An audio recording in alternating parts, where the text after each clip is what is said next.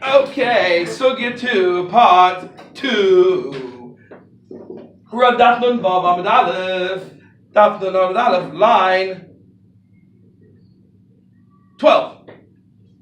Okay, now we listed 4 cases that you're part of B'dinei Adam, but Chayev in Shamayim. Aha! The Gemara asks a simple question. V'su leka?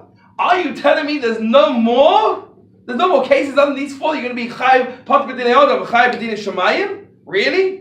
Under these cases, in parentheses, it says similar. Oiseh v'sam v'shliach chaveroi nishba. This is a mnemonic.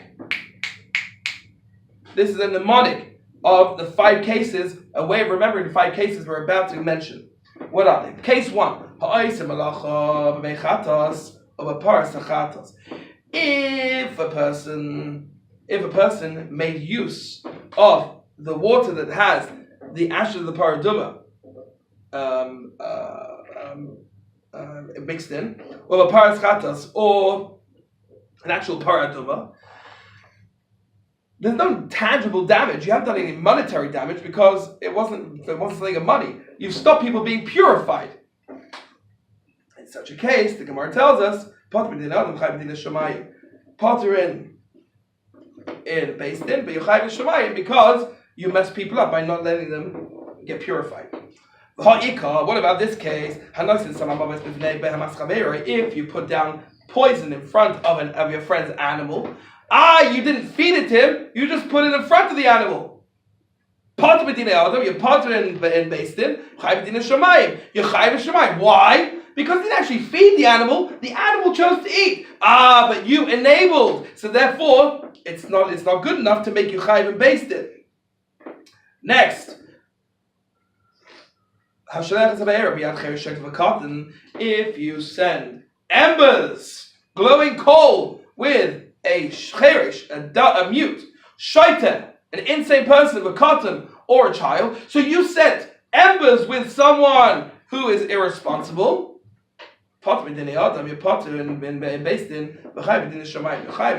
Why? Because you sent something with an irresponsible person. It wasn't a flaming thing. It didn't actually have a flame. So therefore, it's one step removed from catching everything on fire. Nonetheless, it still did cause damage. And in such a case, since you were negligent, majorly negligent, but not directly negligent, therefore, you're potter based in v'chayev and shamayim.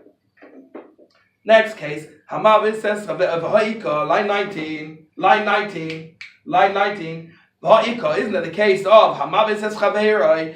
If you yell at someone's ear, Potter b'dinei Adam, you're Potter based in Chayev b'dinei Shamayim, you're Chayev in Shamayim. Why?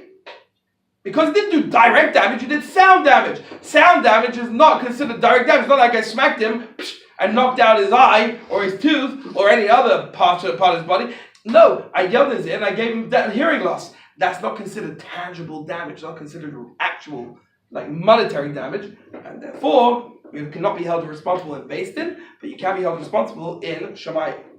And then we got the last case on line 21. Then we have this case.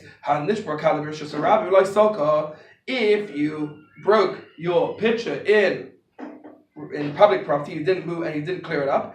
Not for Gamaloi, or if your camel fell and you didn't help lift it up. Remember, say.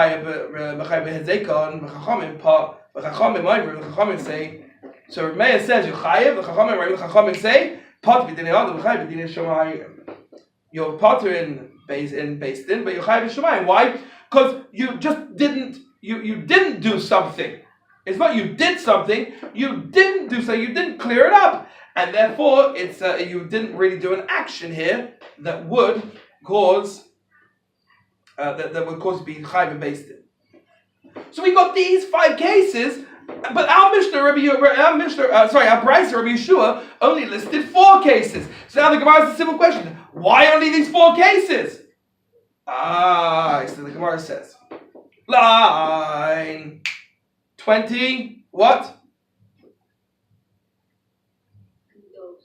Line 20, cuatro. Line 24. Everyone with me? Okay. Line 24. Yes! Mi'ai Ketuma. There's plenty of other cases. It's not just our 4 cases of Rabbi Yeshua.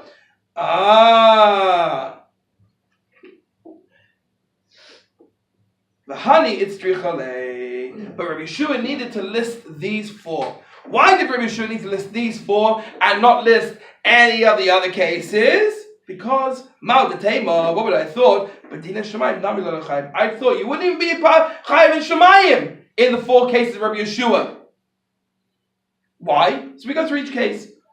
So Kamash Malan comes to teach us that you are Chayim and Shemayim. Line 26, do not close your eyes. If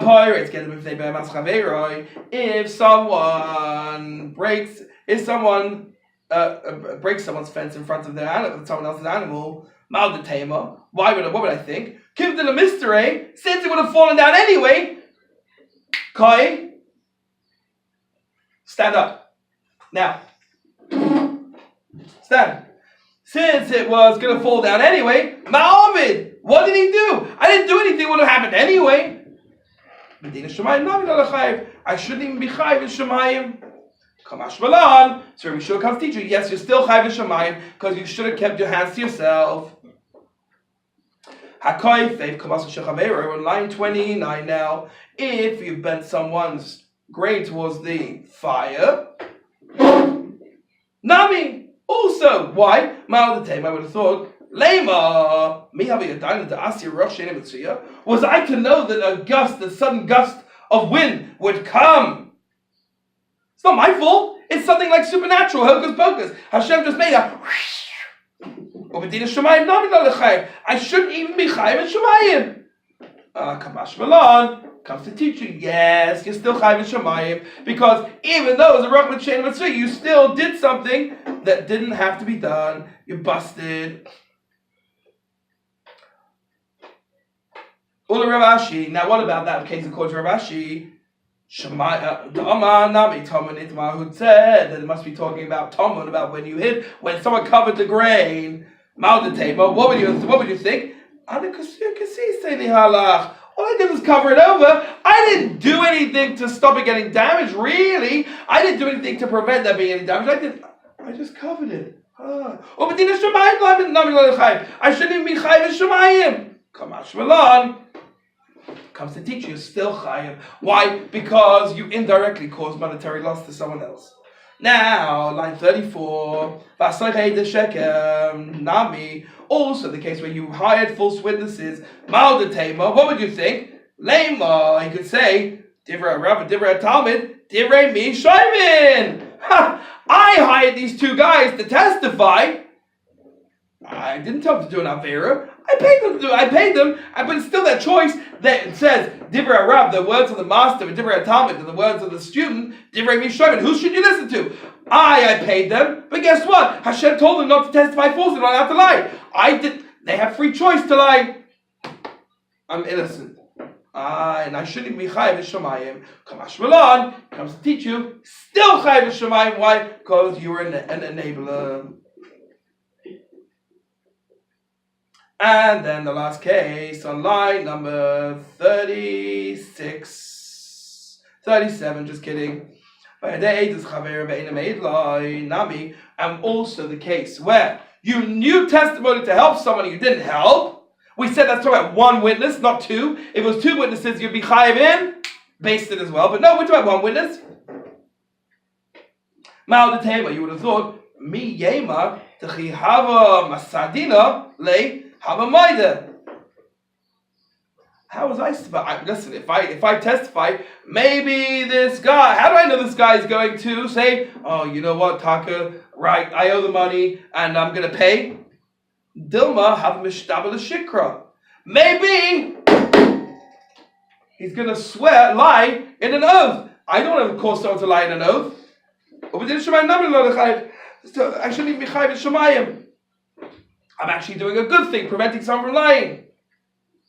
Kamash Malan comes to teach us that you're still chayiv in Shemayim because you should still testify, and you're causing indirectly for that other person to very probably lose money, and that's why you are chayiv in Shemayim. And that's why we have these 4 cases of Rabbi Yeshua, because, as we said, there are cases you might think you're not chayiv b'shamayim, but you still are.